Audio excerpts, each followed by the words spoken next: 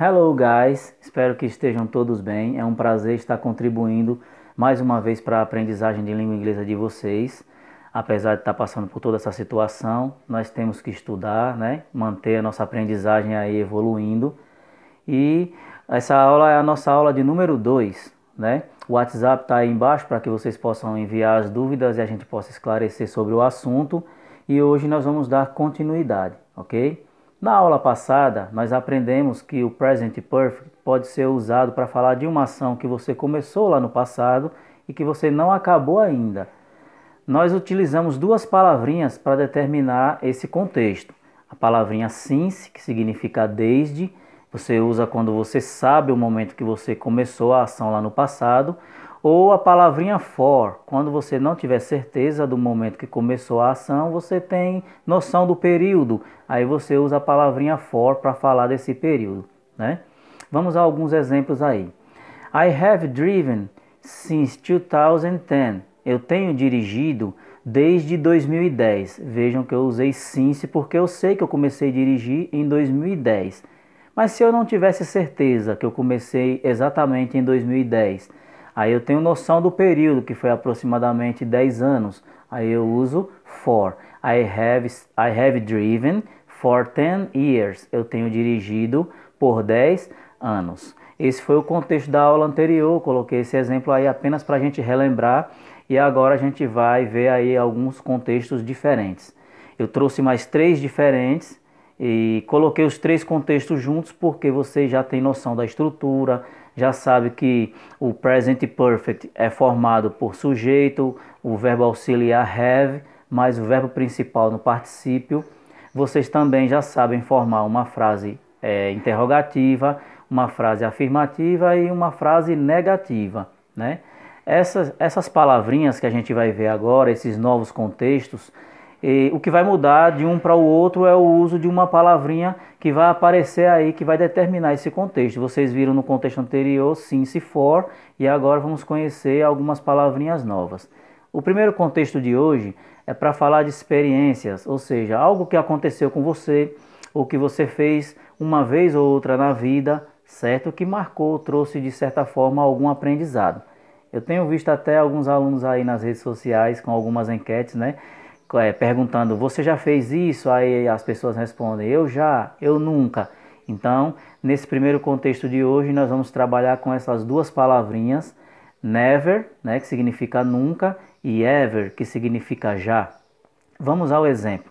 Have you ever broken your leg? Você já quebrou a perna? Observe que quebrar a perna não é algo normal, né? Não é algo que deve ser normal, pelo menos. Acontece uma vez ou outra com algumas pessoas e com outras não. Então, se alguém te perguntar algo desse tipo, você vai dizer ou se já ou se nunca, né? A resposta afirmativa aí para essa pergunta seria yes, né? I have ever broken my leg. Eu já quebrei minha perna. E a negativa, sem o uso do not, porque a palavra never, ela nega por si só. No, I have never broken my leg. Eu nunca quebrei a minha perna, né? O segundo contexto é quando a ação é muito mais importante do que o momento, do que a hora que ela aconteceu. Ou seja, alguma coisa que você tem para fazer, que alguém tem para fazer e que não fez ainda, ou que já fez. Aí a pessoa vai te perguntar, né? Vamos ao exemplo aí. Have you ever started the work? Você já iniciou o trabalho? Algo que você tinha para fazer e que a pessoa quer saber se você já começou, né? A resposta afirmativa seria yes, I have started the work, né? E a resposta negativa, no, I have not started the work yet. Vejam que eu já acrescentei mais uma palavrinha aí. A palavra yet significa ainda, ou seja, eu não iniciei o trabalho ainda. Isso quer dizer que eu vou iniciar. Um outro contexto é quando a gente quer falar de coisas que a gente faz todos os dias, pelo menos é comum que façamos essas coisas todos os dias. Apesar de que sabemos que algumas pessoas não conseguem, né, realizar algumas dessas ações, infelizmente. Mas é normal que todas as pessoas consigam e que façam essas coisas todos os dias, como tomar banho, tomar café da manhã, né? Almoçar, tudo isso aí nós fazemos todos os dias. Escovar os dentes, entre outras ações. No último slide vocês vão ver aí vários exemplos. Para falar desse tipo de contexto, de coisas que nós fazemos todos os dias, nós vamos mudar a palavrinha ever para already. Apesar delas terem o mesmo significado em português, ambas significam já. Só que ever você vai usar nos contextos que nós vimos anteriormente.